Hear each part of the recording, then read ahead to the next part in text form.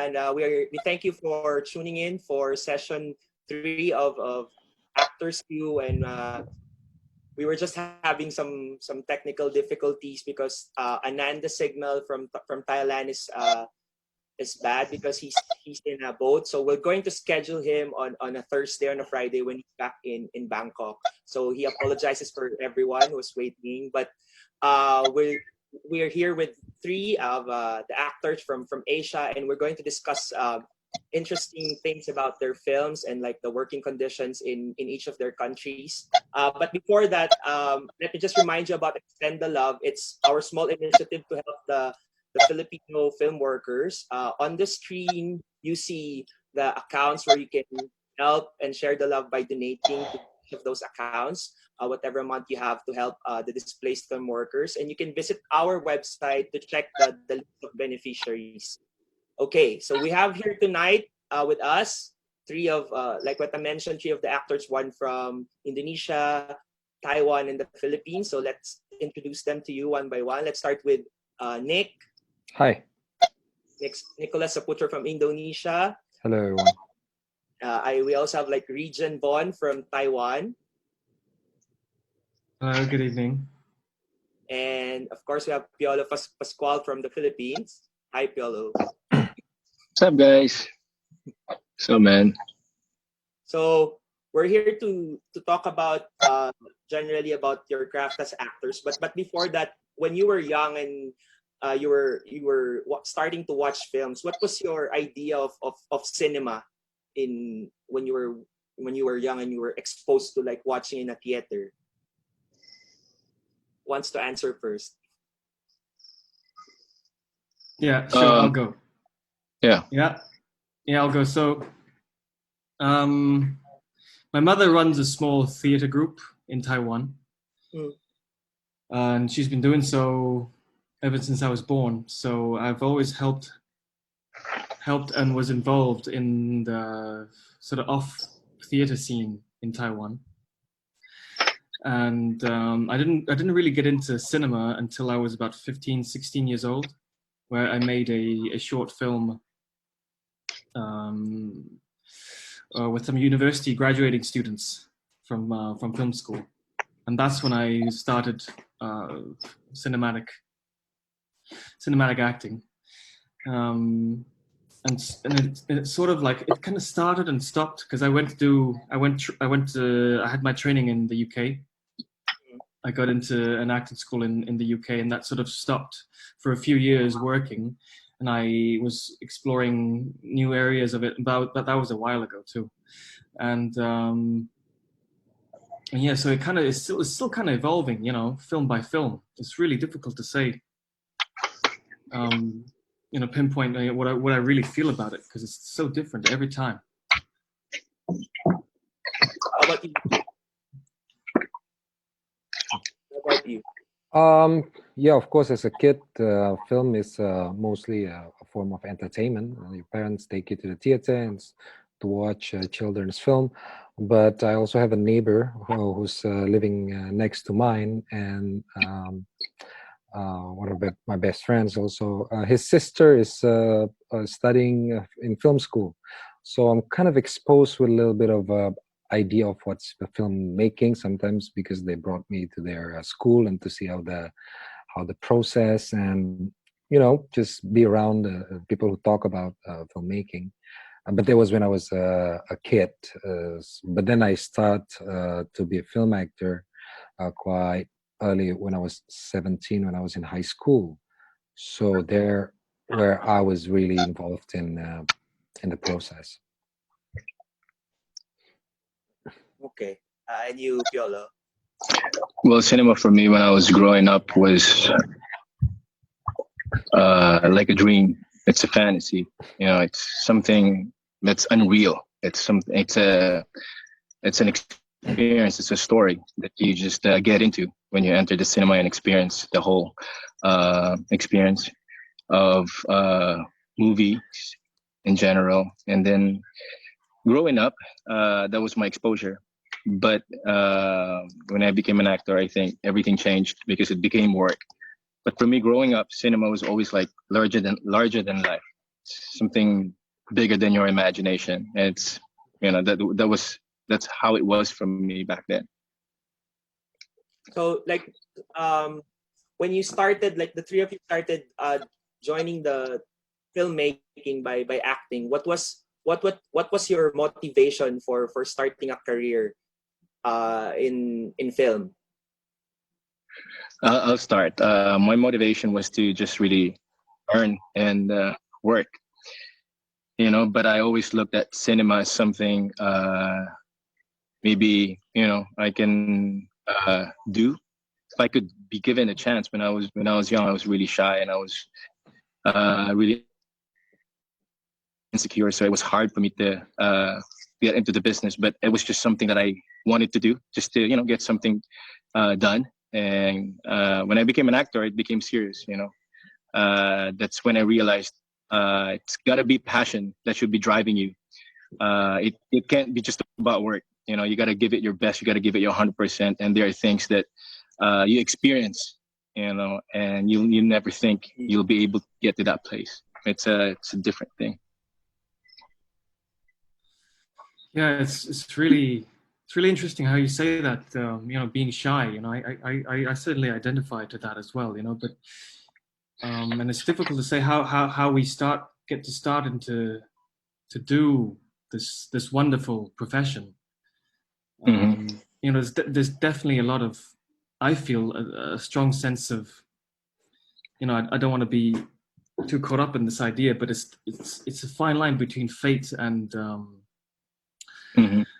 it's really hard to say, because after I do a project, it's always like, oh, so that's what I've experienced, and throughout that process, Yeah. I grew up, and I keep on catching myself, like every film that I'm involved in, it seems like just this micro version of my own life, every character I play, and whatever stage that I'm in that I'm living at at whatever time while I'm shooting, I can always find so many things that are happening at that moment during the shoot in my real life and the fictional story that we try to create when we film it. And it's just really, it's so strange, I find.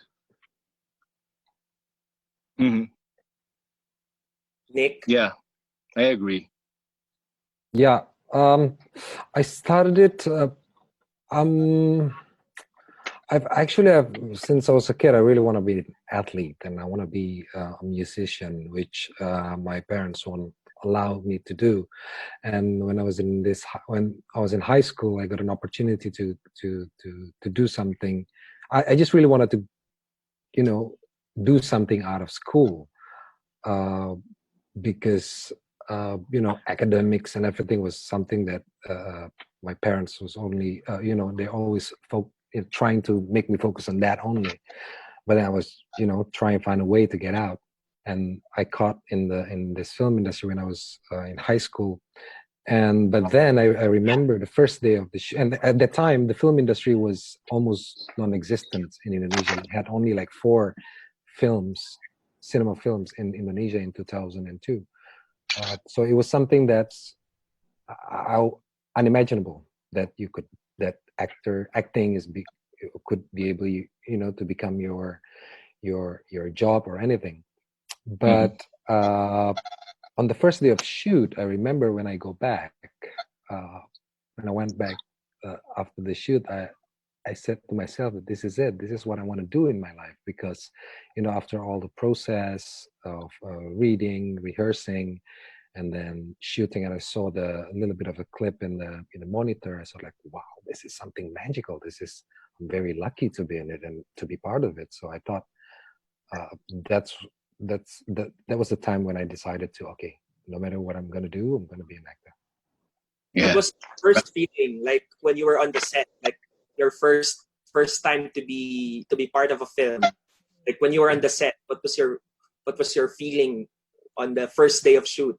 Was it like, and your first film was, and like tell us like about experience during your first filming experience. Was it like a big role, a short role, or a major role?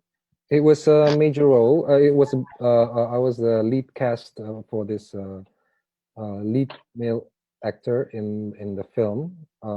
It was a teenage movie which became it became the at that time biggest film in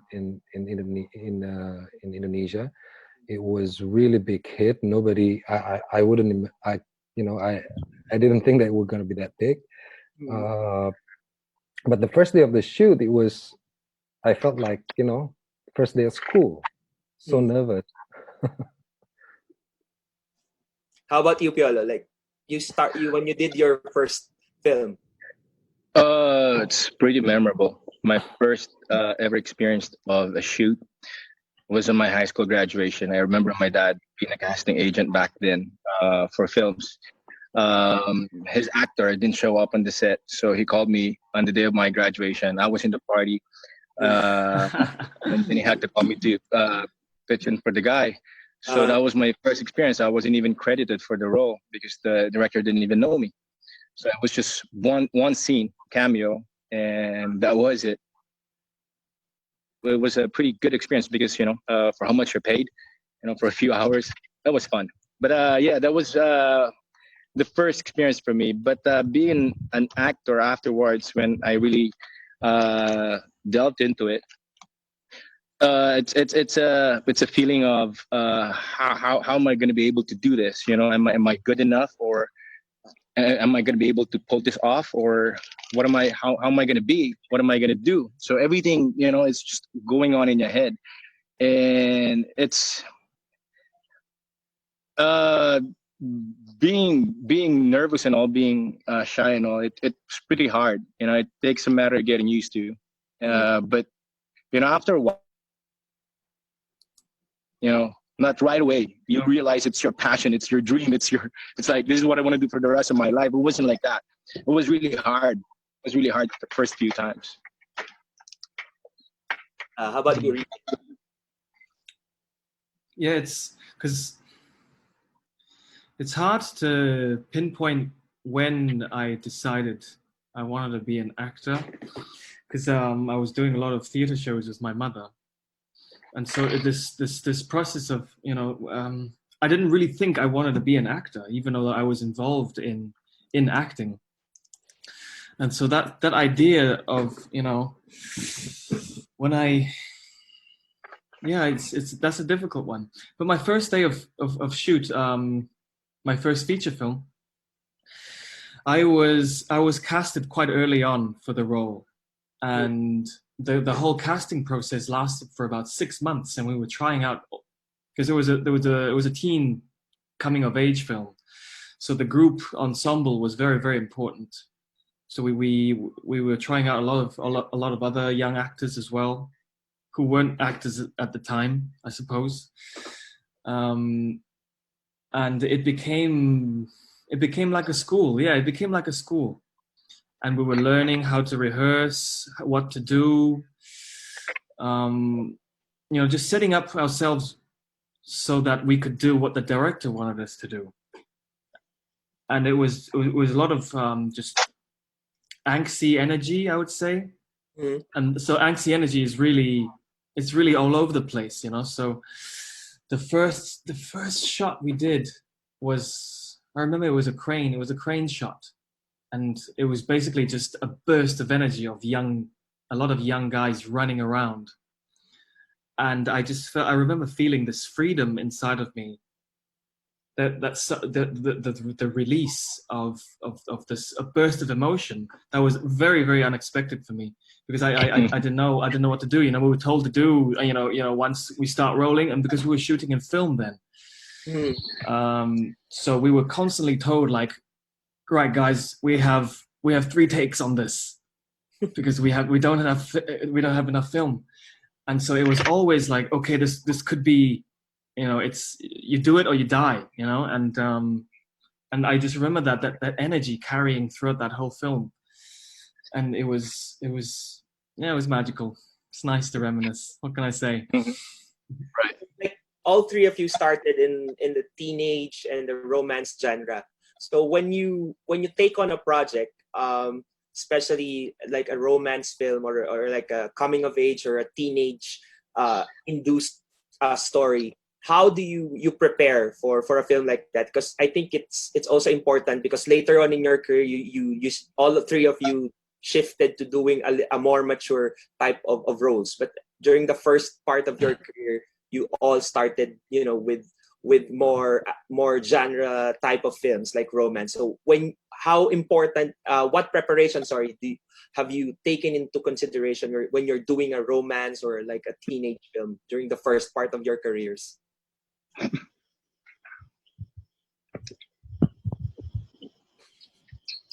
Who wants to But go first? you don't really, yeah, you don't really get to pick and choose, what you want to do Yeah, every right. time, you know? When you're young, man, you don't got a Yeah, choice. yeah, and it's kind of, you just got to do what comes along a lot of the times, and Yeah, yeah, I definitely feel like going with the flow is a definitely stronger choice. If I could go back, I think I'd be less stubborn, and be more open, and be more accepting to yeah, to the industry as well. As because in Taiwan, and in the Mandarin speaking world, rom-coms are such a big part of the whole business. There are so many films that go through this genre, and if you want to really dive into more in-depth characters, that can be a struggle sometimes, and then and it became a block for me a little bit, I'd say, for a few years. And because those offers for me, they're still coming now, that those genres of films. So it's you really have to sort of find ways to work through, to bring truth to the characters, and to make it alive and interesting, and not get stuck so much in the genre. I feel you, man. I feel you, bro. Yeah. Yeah. I think we are going through the same thing. I mean, as actors, it doesn't matter where you're from. I guess when you start early, I think that's how things go. As much as you wanna say something, you just don't got a voice, because you don't even know what you can offer to the table, what you can bring to the table, or what you can do. You don't even know yourself. So you just go with the process, and just you kind of just rely on instincts, and you don't even know how to prepare, man. That's the hardest part, because you're just trying to know what you can do, and as an actor, and it's hard, especially back then when I was starting out. We didn't even call them rom-com. It's more like romantic drama films, right, Direct? Yes. So it just became rom-coms in the 2000s. Yeah. So of course, there's always a transition, and just like what Reid was saying, you gotta have to adapt. As you move along, as you age, you always have to have a certain sense of how you look, what you can offer, and what you can do. I mean, it's all a matter of looking at the perspective of what the story is, and knowing how you can probably play along with your character. Nick. Yeah, what was your question again? I can't remember. Sorry, man. How is it when you're doing genre like romance films? What type of preparation, if any, do you do? I've done only two romance film. It was my first film, and the sequel, which was 14 years later after the film was out. So Wow. I think what most important is actually the chemistry between you and your actor. I mean, like the other actor. I think because romance films need a little bit of an extra trust, extra rehearsal. You have to trust each other. You're sure that you're not, you're in the same frame. And I think the chemistry that should come out naturally is very important to the film, and I think that would make people are engaged with the story and with the characters, because I think chemistry is very important. Like Piolo, like you've done a lot of romance dramas from before. So like, what was like one memorable like shoot from a film that you did? We were in Lake Como in Italy. I was doing this scene with my co-actor, my leading lady, Claudine Barreto. It was windy, but we were doing a very emotional scene. We had to cry, but it was like really chilly, and we were on this in the middle of the ocean in Lake Como, not the ocean, but on the lake. It was pretty bad. It was hard to act. It was hard to just give emotion to what you're saying, because it was just really cold. I mean, those things don't a lot of people don't see, in the cinema. But yeah, that was pretty memorable for me. How I about can you? imagine. Do you Yeah. have one memorable scene from a shoot that you did early on? Yeah, wow. I remember shooting in Macau a few years ago, and it was a Portuguese film, Wow. and I was playing this role of sort of like an outsider heading into this Portuguese Macau world, coming in for revenge. But I was reconnecting with my sister, who's the leading lady, and we had language barrier in the film. We had language barrier, but it was building that sort of brother and sister relationship. We were also brothers and sisters in the film, that haven't met for 20 years, and because it was a very different style, because this European director was they have a different on-take on with language and poetry and just cinematic technique, so he was really stressing about doing less and doing less and doing less. And I remember there was this moment where we weren't looking at each other, and the camera was rolling, and we were trying to fix this light in the film, and all of a sudden there was this atmosphere of us. I was forgetting about the camera. I was forgetting about the film and my objective, or whatever I was trying to do, and it became very, very. I don't want to say harmonious, because that seems to be too perfect, but there was such an ease in our connection that I felt a silence within the whole crew. It was a very small crew as well. And that silence sort of prolonged. And as it cut, everybody just didn't say anything for about the next minute. And when we realized, wow, that was a wonderful, wonderful moment, that didn't make it into the film in the end. How about you, Nick? So many things I remember, so many things I don't. I was thinking before, I was like, which one I should tell you guys, but I'm still confused. A lot of moments, quite special. I mean, I don't know which one. Maybe in 2004, I did. It's quite a big production. It was my third film. I did. I think it was for 75 days of shoot, 90 days of production days. And it was a big production. We had to climb up a mountain, and we have to go there with all the crews. I think 100 crews with the porters and everything. I still remember that we have to stay on top of the mountain for a few days with the tent and everything. I think that's what quite memorable, because I just saw that film in Netflix a few days ago.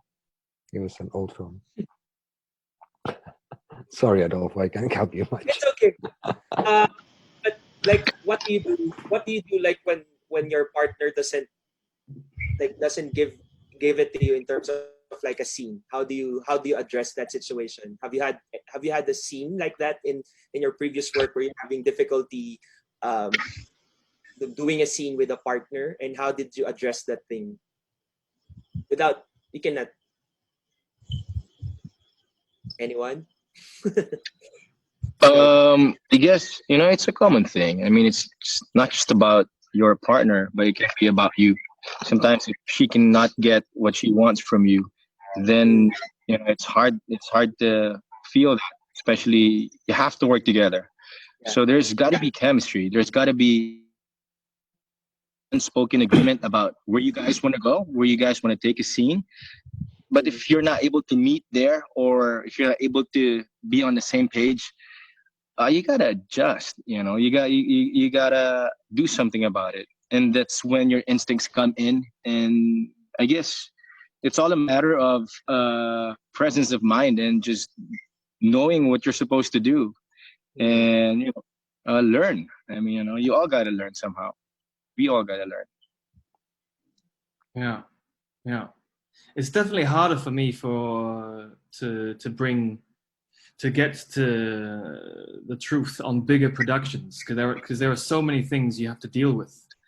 When the set, when there's like 300-400 people on set, and it takes 2-3 hours to set up one shot, and you probably have only about 2 or 3 takes, because you need to get through the day. Those are usually the toughest ones for me.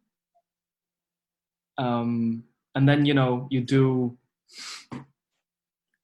want to support your fellow actor, so you give a lot when it's their close up, and then when it comes to you, it all goes away, and you're like, oh, there's nerves growing up, and then all these like oh my god, I was so natural when the camera wasn't on me. It was so good. If only I could go there again. And it goes, and then you do it, and then you do it, and you feel like, but it wasn't the same, and and then the director comes to you and says like, yeah, that was good, and you move on. And then those are usually the moments that I doubt myself the most, and how do you deal with close-ups? Yeah, I think we go through the same process, man. I get what you're saying, dude. It's like, it's what I go through as well. But that's the thing. You have to constantly do what you're doing, and it's got to be the same thing over and over, and that's the hardest part. Yeah. Yeah, I don't have problem with cameras. I have problem with big stage and an audience. So that's why I never done theater acting, because I got really nervous. I couldn't deal with it. But what makes me comfortable, and also I realized that I don't have a problem with the camera, no matter how close, no matter, because you already created a bubble. That bubble is nothing can break through the bubble. That kind of mindset helps me. I think but with other actor, as you asked before, probably I think the problem should be done before the shoot. I think the problem should be done during the rehearsal and reading period. Then, because during the shoot, a lot of things going on. The lights, the set, the heat, the noise, everything is easily disturbing your focus and your acting. So I think the relationship between actors should be done, and we should be on the same page before the shoot. What was, like, all three of you, what was the transition? What was the film that you think was your transition film, if there was any, like from doing genre or more, like when you say you didn't have more of a choice, what was that film that you think started to make you think about your choices as an actor when you pick a film to do? Yeah, that's a tough one. Because you want to stay as authentic as possible with your performances, and not think about like You don't want to be on set thinking about like, oh, is this film going to, you know, launch my career into another direction, or, you know. And so it's always, you know, it's always good to have that space to go like, to say, you know, this is the film that I want to do, and I don't care about, you know, whether or not it's going to sell, or, you know, you know, it's definitely the passion, you know, like Piolo was saying, you know, the passion is really difficult to, it comes and goes, you know, it goes up and down sometimes, you know, and you have to deal with a lot of things. But I'd say every film for me was quite such a general answer. But I was shooting a sci-fi film. I was shooting a sci-fi film in China, in mainland. We were in Qingdao, and they had built these massive 2,000 square meter studios in a little fishing town, and it was a co-production. So there was about 400 people on set every day, and that film's not out yet. You know, it's still in post-production. But just the learning curve in that one, you know, and how to deal with so many people on set. And I was playing a supporting role in that film, as I think most actors were playing supporting roles in that film.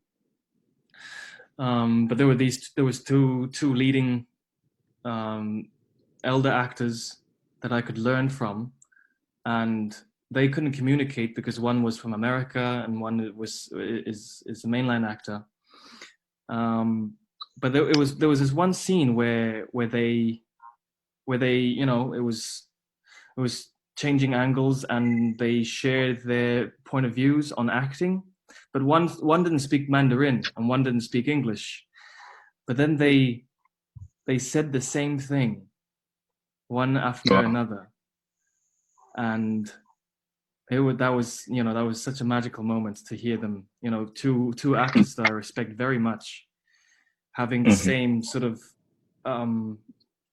same idea of how it should be and where should the power and, you know, come from.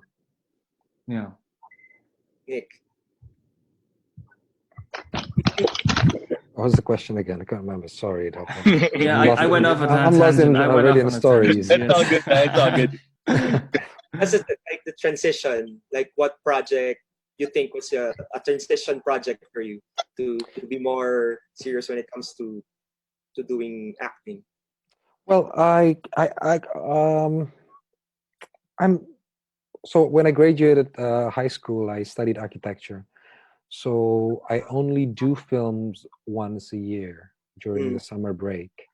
And that way I found a pace that I think would be suitable for me, and I applied until now. So I have time to have to select which film that I want to do.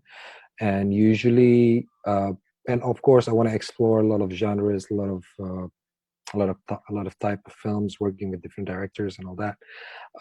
But because I, you know, promise myself to do films once a year, I kind of have time to choose. So I think that every film, you know, because I do it only once a year, I think every films give a good remarks on yourself.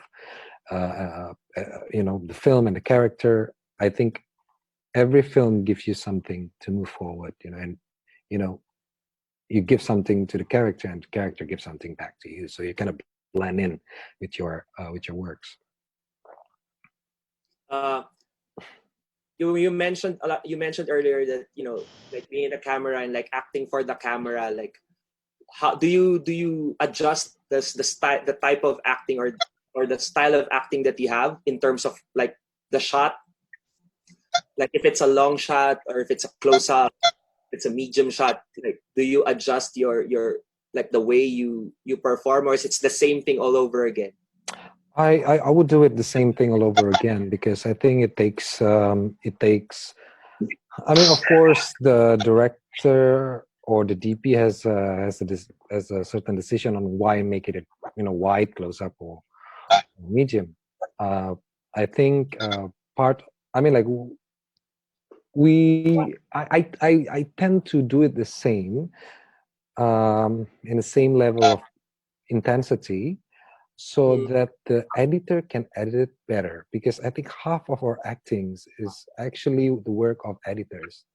You know, no matter how good you are, when the editing is not good, then you know. But then when sometimes editor can cover up your mistakes and make you look good.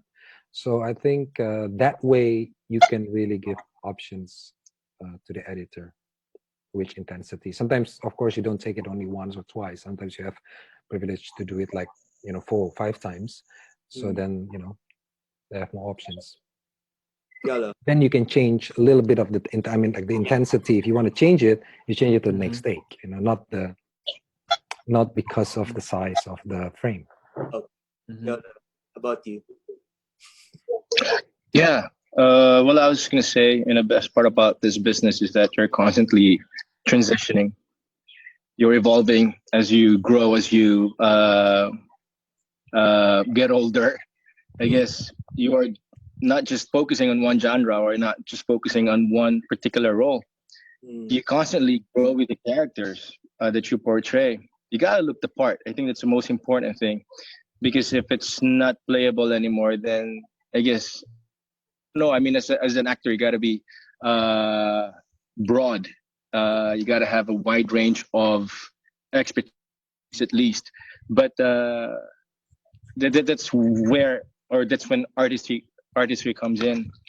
And for me, I just transition every time I add a year. I gotta make sure that I can play the part. I want to be able to transition well, so I adjust accordingly.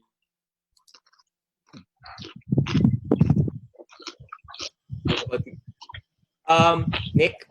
Sorry, Rhydian? Yeah, answer. It's interesting what Nick was saying, actually, because my mother is she's a mime. In her theatrical style. So she stresses about movement. She comes from a movement angle very much, and so I take on physicality into consideration quite early on when I think about the characters that I want to portray. And so when it comes to shooting it, I usually would play larger in terms of physical movement when the shots are further. And, accordingly, as it moves closer and closer, adjust to my physical movements. But it would come from the same emotional place, which I think that would be my angle on how to keep it the same. Okay. Yeah. Yala.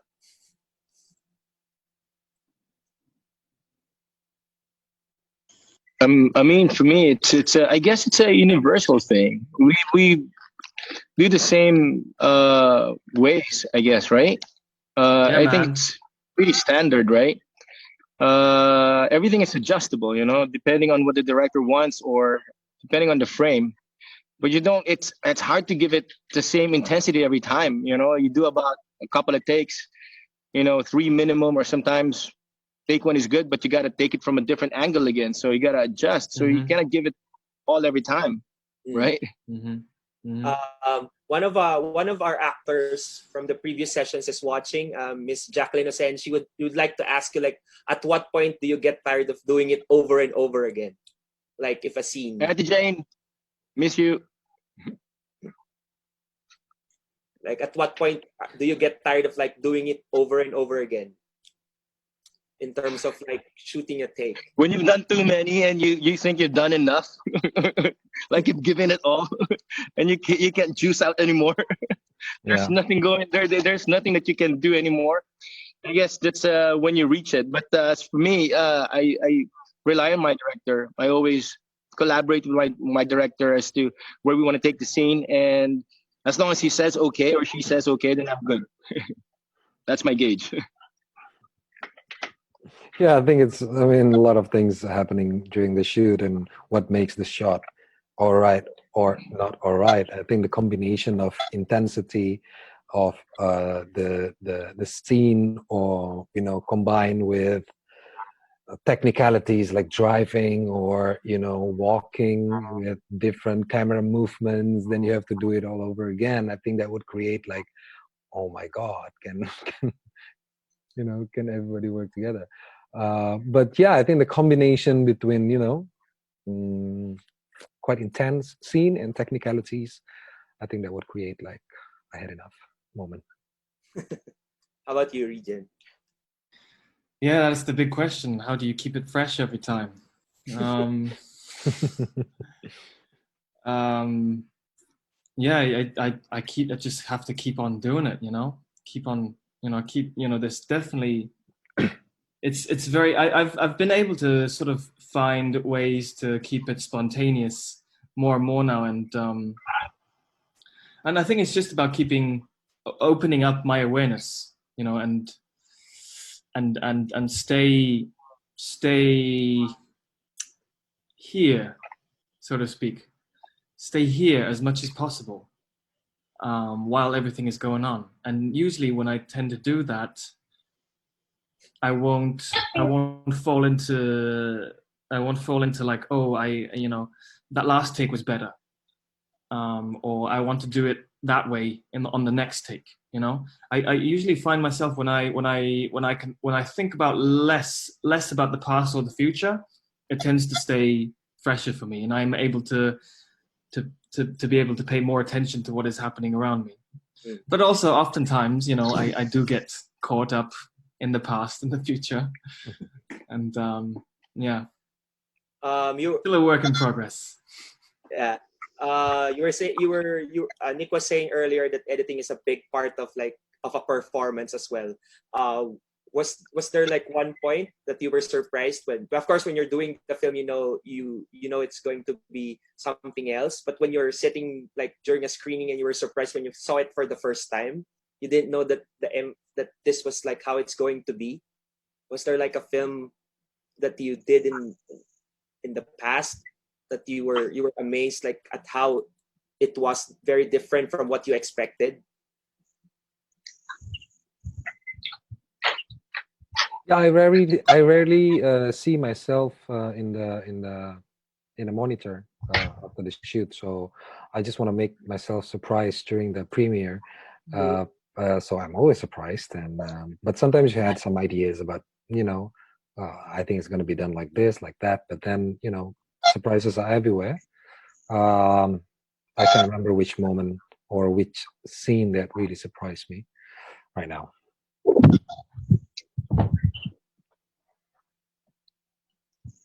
Lola. What was the question again, Your Honor?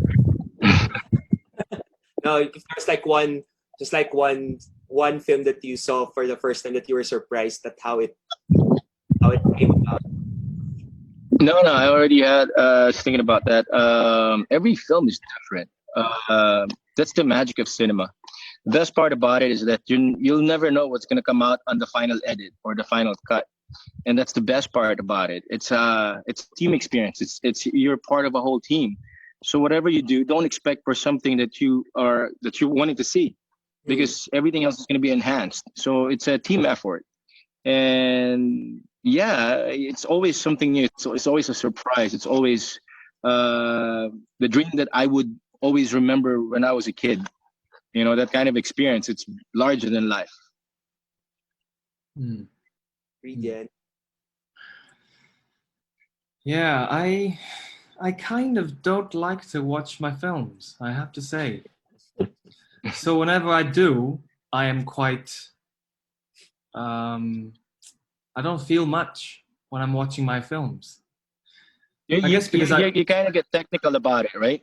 yeah, or I've because I've experienced it already. I know Yeah. what the experience is of the whole Yeah. journey of the story. Yeah.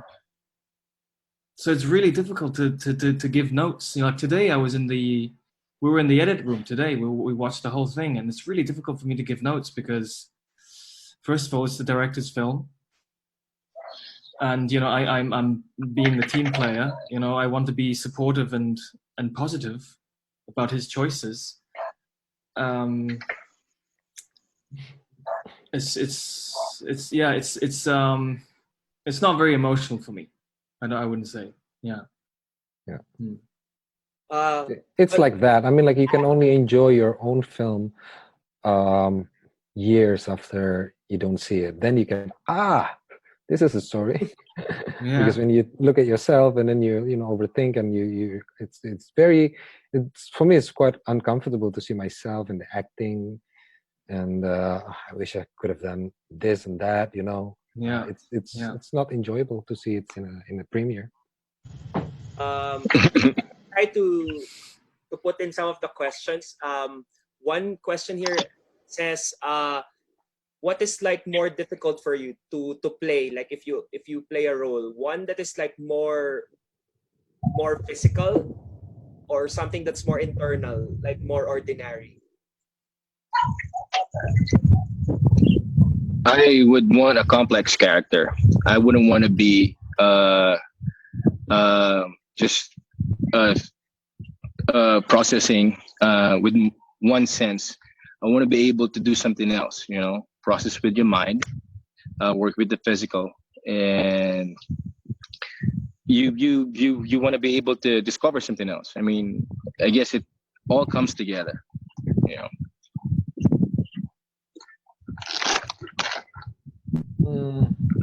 I think every character, I mean, like every film has their own challenges. Sometimes you're asked to do it more as with your term of more physical, meaning maybe it's giving more physical or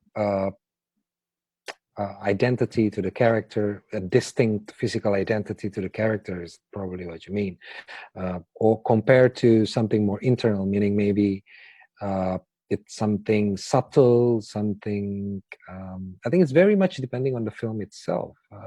The performance is you have to really merge to the whole idea of the film, and nothing is easier than others, or nothing is harder than others. So I think it has a different challenges, and yeah. Sorry, it's my turn. What was the question? Like, what's more difficult for you to play? Like something that's more physical, or something that's more internal? Ooh. It depends on how complex the character is.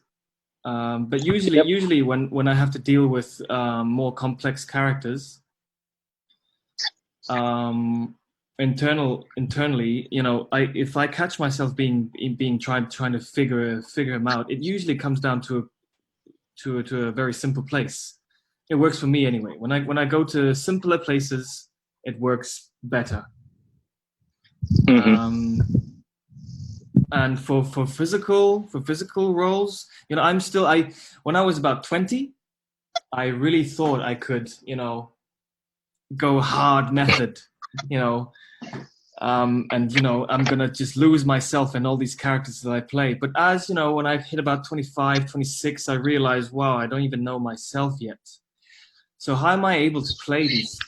How am I able to create complex characters when I can't even play myself? So actually, these last few years, I've been going back to much more simpler choices, and for me at the moment anyway, they tend to have a better effect. And I have seen actually on screen actually I am more engaged with my own performance when I do less, when I think less, or when I make simpler choices. And I think for a lot of, I'm still trying to hone that craft still. But I think for a lot of young actors, that's definitely what I was experiencing. Wanting too much in the beginning, having too many ideas, and then realizing that all these ideas don't work. Yeah.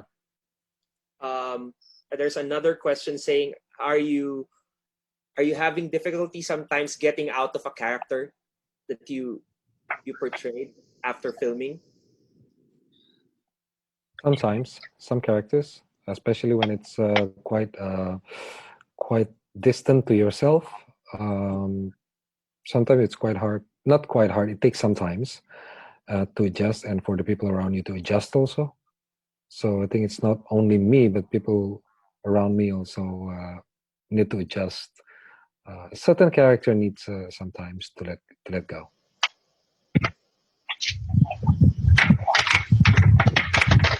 Depending on the intensity of the character, you know, I guess it's a natural thing. You know, it's not easy to just shake it off. Sometimes I would go home from shoot and I'd be crying, uh, just on my way home because I just couldn't, shrug it off and just brush it off. It's hard. It's really hard. It depends on the kind of character you are portraying and what it gets from you. I guess once you get deeply into the character and then you have to switch roles, because the hardest part there is, losing that identity to become another person again. And it takes a lot of discipline and practice. You just got to know yourself better because that's all fiction. And once you get out of the character, you move on. That's it. Mm-hmm. Rhydian? Yeah, for me it's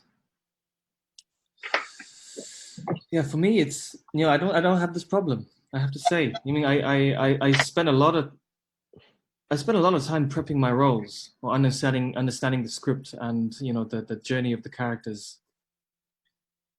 But usually when I'm finished, I'm done.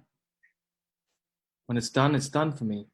When I do see a lot of my fellow actors, they go on these journeys of they really suffer, and then during the interviews they talk about like, oh, this role was really I had to it was really difficult for me to leave. Yeah, for me it's not like that. Yeah, I don't know what that means. At the end of the day, it's just a role. Yeah. I think it means that you can be really productive. Yeah. Exactly. I Good. guess. Yeah. They were asking also like who do you look up to as like an acting mentor for your in your career?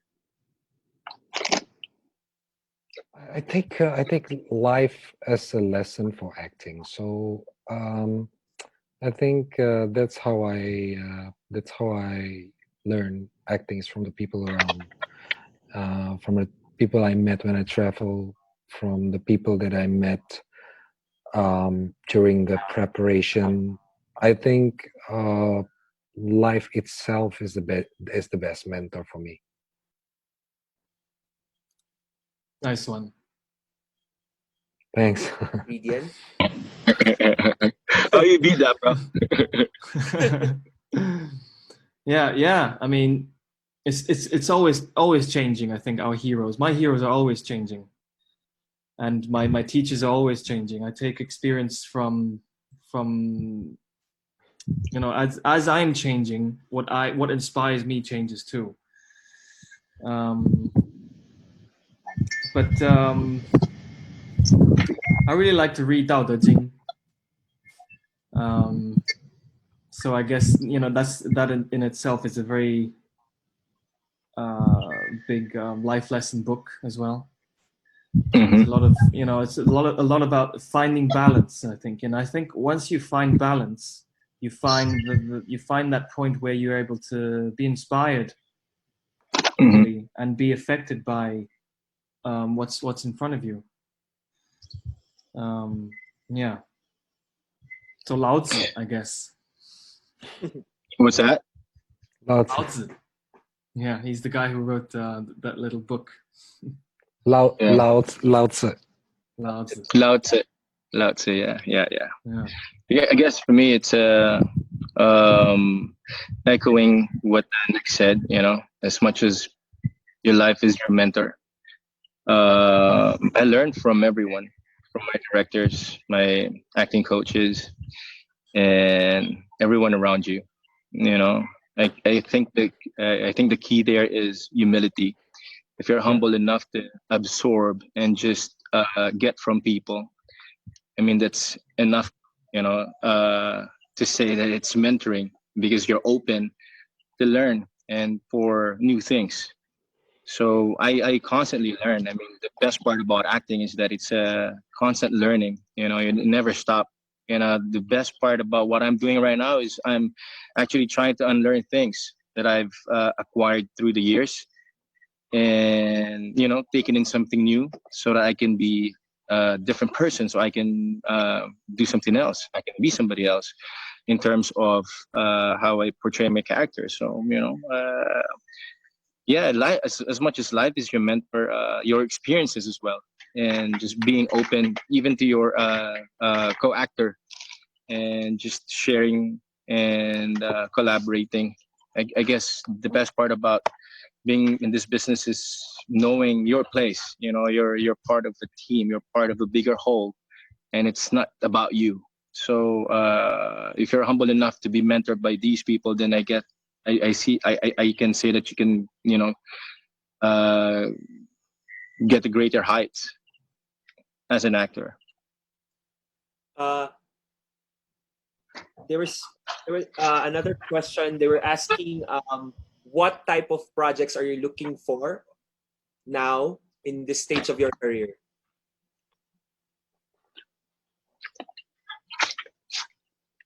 I would say I'm open to anything, any How type. old is Nick? If you don't mind, man. Hmm? How old are you? 35. How old I am? I'm 36. Right. And I've been doing this for almost 20 years, 19 years. I'm open to Nice. anything. I don't want to limit myself to any genres, any type of films. I think looking for a good collaboration, a good story that can is either move you or show something important, or you could make a change or anything with the hope of that. So I Mm-hmm. think anything, any film, Right. open. I'm open. Cast me. Yeah. Got it. With the current situation that we are in, there's going to be a new normal, as we all know. So there's going to be a lot of changes, obviously, with how we are going to be working with each other, how we're going to be with each other. And gosh, cinema, for that matter. I don't want to say it's reduced to live streaming, but it's become more intimate and smaller. But you still want to have that experience, but you cannot go to the cinema anymore. So people are now able to focus more on the characters. So it's actually, as an actor, it's important for us to get a role wherein there's a journey, and you go with that same uh, you go through that journey with the actor. So I was gonna say, because this last few weeks I've been watching a lot of foreign language films, and it's been teaching me a lot about different cultures, how we are as a nation, and how we are as people. So I've been learning a lot about different cultures. So I was looking forward to this, because you don't get to have this kind of long conversation with just something you just met online, somebody you just met online. So I guess it's important for us to share about our views, because from here forward, I mean, how do we adjust? How do we adapt? And what are we going to present? I think it's all kind of vague. We're all just about to discover, but you got to be there. I mean, I'm not looking forward to any role per se, but I'm looking forward to something that we've not done before, all of us. So I'm pretty excited about that. Rhydian? Yeah, well said, man. Well said. Yeah, it's hard to say, as I act more, as I am in this profession more and more, my passion for it grows. by the day. And the more I realize how much there is, and how much there is still yet for us to explore in sharing stories, and connecting emotionally, and being humble with with the world and the planet. It's a very tricky time to be answering this type of question. What roles would I like to play? And also, Adolfo, I think actors is we're quite passive in terms of deciding what's next, because unless we're the producer of the film ourselves, I think we just follow what's coming to us, and whether we have a choice or not.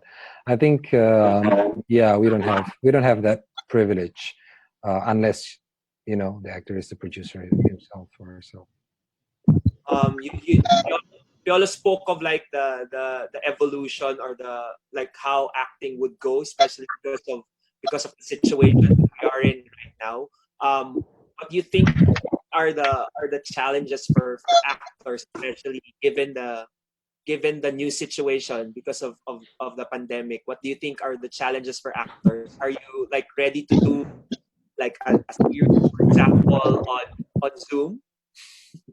I'm sorry, I couldn't hear your last words. Because of the pandemic, there's like new challenges, or for acting, and also for general. What do you think are the problems, or the challenges for actors now, given the new normal? Yeah, we're basically jobless in terms of acting career, which is For now. for now, yes, definitely. But of course, we're. I personally take this time to really reconnect with me, myself, my house, my pets, my old friends from high school, for example.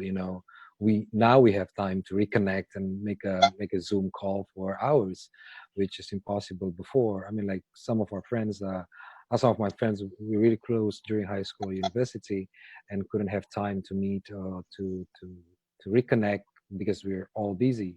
But now I think this is the time for that for me personally. So you just take this time. I know it's very difficult to think positive, with I think small positive things that you do would calm yourself down a bit.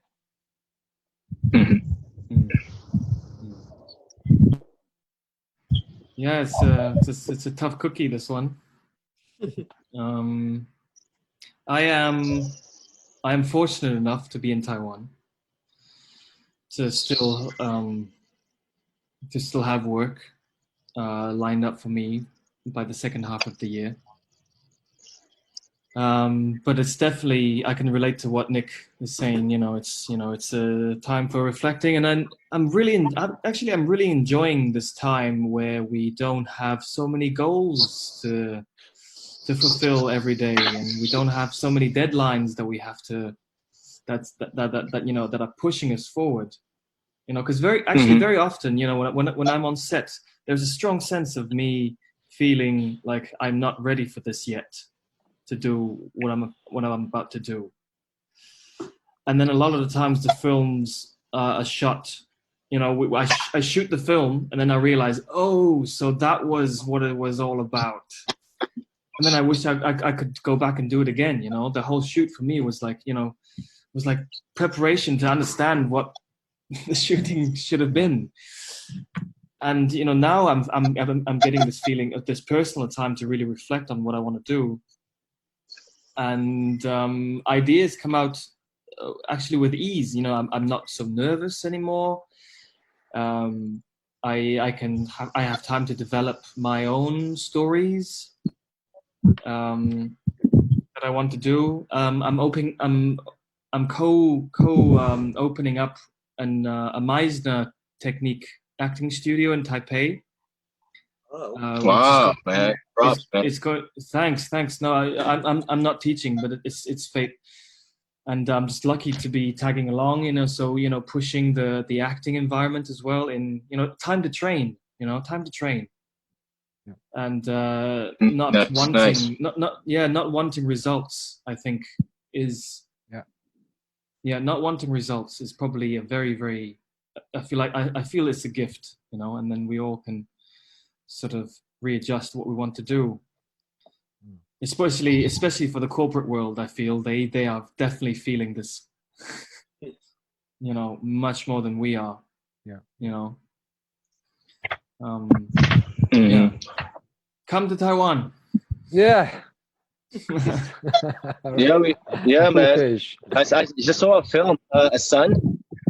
I just saw it for the second time today. Rhydian. Mm-hmm. Yes. You know that Sorry. film, A Son? Yes. It's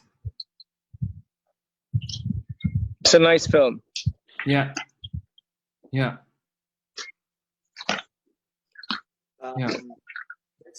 There's another question here. They're asking about what who's someone like an actor that you look up to, if there's one, like in terms of his career. Versatility wise, I always admired Tom Hanks. Acting wise, Gary Oldman. I like I like how Will Smith is as a producer, as well as Tom Cruise. Those people that are able to be bigger than their names, kind of. Yeah. And Jim Carrey as well.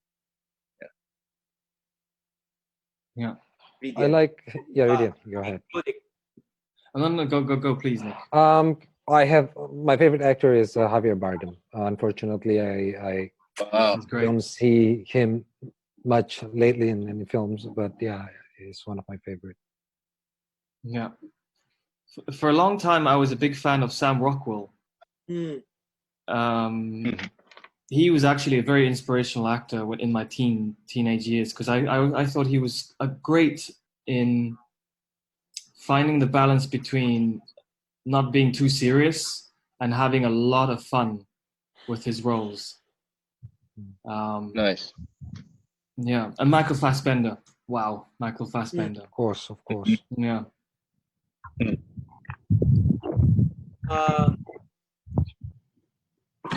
You're all up for it. They're saying this is for Piolo and Nick because the both of you are also producing films. What type of films would you want to, when you look for something or a script, what type of material are you interested to produce at this point? They're asking. Something relevant, something timely, something that is worth your 2 hours or 90 minutes of your time. Something, I don't want to say socially relevant, but we have so many concepts lying around, especially about the current situation. So something inspirational, something that would motivate and inspire people. So something uplifting. I do mostly documentaries, but the last documentary that I did, it was it was released just a month before, 2 months before the a lot of restriction in Indonesia, and the film was about climate change and environment in relation with culture and religion in Indonesia. And throughout the journey of making it, of producing it, I found a lot of things that opens my eyes about reconnecting with the nature. And in one of the story, which was in Bali, we are covering an event which has happened once a year, which is a lockdown, basically. So they're not allowed to go out of their houses for 24 hours. They call it nyepi. So I think I found it very relevant, and this is driven by their faith. This is what the Balinese Hindu does every year. Doing you meditate, you don't do anything, you don't even put on the lights on. but at the time it was about how it impacts to the climate change. But then now I think it's when I say it again, I thought I think it's just about our connection with the universe. That you sometimes have to stop, to give a big impact to the world, and it's something that's really really really really really powerful to me.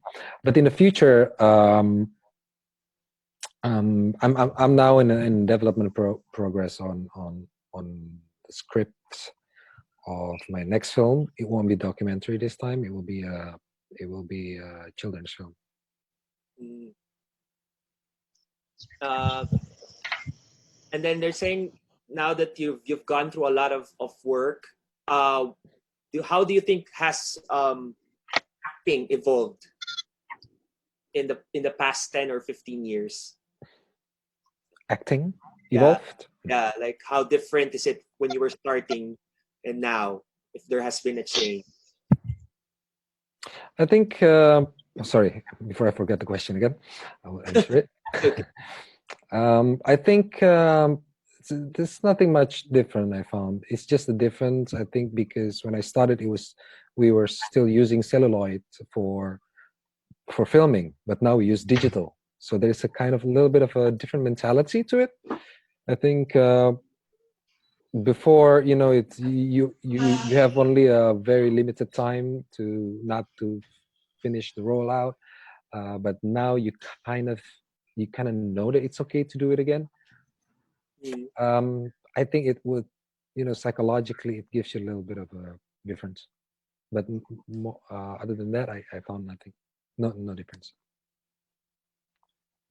Hmm. Rhydian? Yeah, I think in terms of acting technique, Taiwan has because in terms of cinema history, in the 80s, Taiwan was was really focusing on the sort of the average Joe walking down the street, and so a lot of the characters were sort of portrayed in that way. And then so that's still has an effect now, I think, in Taiwanese cinema. And but it's definitely changing because the world is connecting more, and there is higher demand for entertainment. And so I think in terms of training, it's still at a very early stage. I think there's a lot of technique that are available, but none quite complete, so to speak, because in terms of Western culture and Asian culture, theater and storytelling can be quite different. And we're stuck in traditional arts, as well as a modern cinema screen acting, and it's a constant progress, I think, and how well you find what's the most effective, so and that's what I want to do, I think, with this acting studio. It's definitely a 5, maybe 10 year, maybe even 15-year plan, to build a hopefully a more organic and healthier acting environment for Taiwan alone. Yeah. Piolo? Yeah. It's hard to.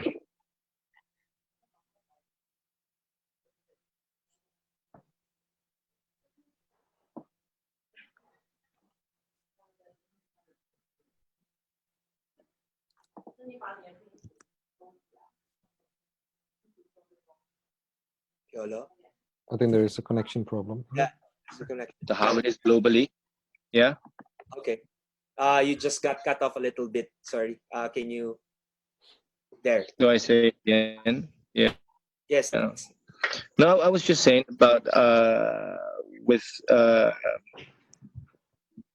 the new technology, which is live streaming, the new platform, it's hard to focus on your own sensibility nowadays because you get to watch different uh, foreign language films, and you get to be more exposed to it. So I guess acting for me is acting. It's a form of art, and it's about evolution. As much as you tackle the same sensibilities and you go through the same process, I think there's constant learning and just really trying to be somebody better, trying to do something better, and not getting stuck to a certain sense of technique or certain way of acting. So it's, for me, it's constant learning, constant discovery of how else you can better your craft or you can attack a certain character. Mm-hmm. Yeah, and then there's just one question asking, if you are not an actor, what kind of job would you like to do?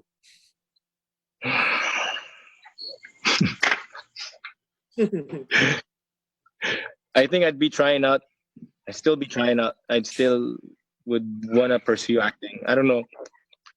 Uh, it's the best job in the world. It's something that I do, and I enjoy doing it. And the best part about it is I get paid to do what I enjoy doing. So Nick? Yeah, I think it's too late to answer that because I've decided myself to be an actor since a long time ago. But although even I had an architecture degree, I knew that I don't want to be an architect. I just want to be an actor and do something else other than being an architect. But I found luckily that studying architecture helps a lot in understanding film. I was surprised also. But yeah, still actor. Yen? Yeah, I have to say, I think that is it's out of my ability to choose. I think acting has chosen me, and I just have to keep at it. right. So this is our last question before we wrap things up.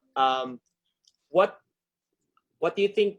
They were asking because you've been in most of us have been in quarantine because Rhydian is getting some meetings now and is getting back to work. But like for Nick, Piolo, and I, we're on a quarantine because of the situation. Like what types of, because Piola's also mentioned that he watched a couple of films, and they were asking like what recent film have you seen and has affected you the most from during the quarantine? I watched the Korean The Kingdom. Mm-hmm. I got anxious during this period of time watching that because you just have to watch it. And no, I wouldn't suggest to watch it now. It's quite an intense film. The Kingdom, yeah, the series from Korea. Yeah. Wow. Huh? It's Wonderful production. Yeah. But yeah, I don't know whether you should watch it now, especially when you're in a quarantine. Would you agree, Rhydian? Yeah, of course. Yeah. What have I seen lately? Yeah, you have a lot of time to catch up on series. I actually didn't get the chance to watch Game of Thrones, so I only recently finished watching Game of Thrones. Wow, congratulations. Guilty of admitting. Finally caught up. Me? Well, as I've said, I've been watching a lot of different films from different countries. But today, for the second time, I saw A Son from Taiwan. It's a really nice film. It's nice to it is. Yeah, man, to look at another culture, learn from it, and feel their sensibilities as well. I don't know, for some reason you kind of get to have this feeling of, you're one and together. All of you are together. All of you are just one. So for me, it brings us closer to different nations, and because we have to act as one. So I get to appreciate these films better, and just reading the caption or the subtitle. But it's the same emotion. It's the same process. So yeah, I watch. If I could suggest for you to watch foreign language films. I mean, of course, we love our films, but these are films that we grew up watching. We get to watch every week. But this is a time for us to learn different cultures, and just to watch how they make films. So yeah, there are a lot. There's a lot. Because I think at the end, because like during our discussion, that the power of cinema, it's very universal. So no matter from which culture you are, and when you watch a Yep. film, and you invest in the emotions, the character, and the story, at the end of it, you'll get affected, because at like That's what I wanted to say. when cinema still has that unique power of of molding and changing our perspective when we see a good film. Mhm. And with that, we would like to thank you for thanks, Nick. Well, thank you. Thank Thank you for you. Thanks, Nick. inviting me. Thanks, Thank you, Rhydian. Nice meeting Piolo. you Thank guys. you, Rhydian. I hope we A can pleasure. see each other in person, Yeah, for hopefully sure, man. in our Direct lifetime. Adult will make it happen. Yeah. Yeah. Uh, Yeah. Like how we made this happen. Yes, yes, yes. Yeah, we'll make a film about live streaming. yeah. It's your job, Don't dare Adolfo. him, man. Don't dare him, dude.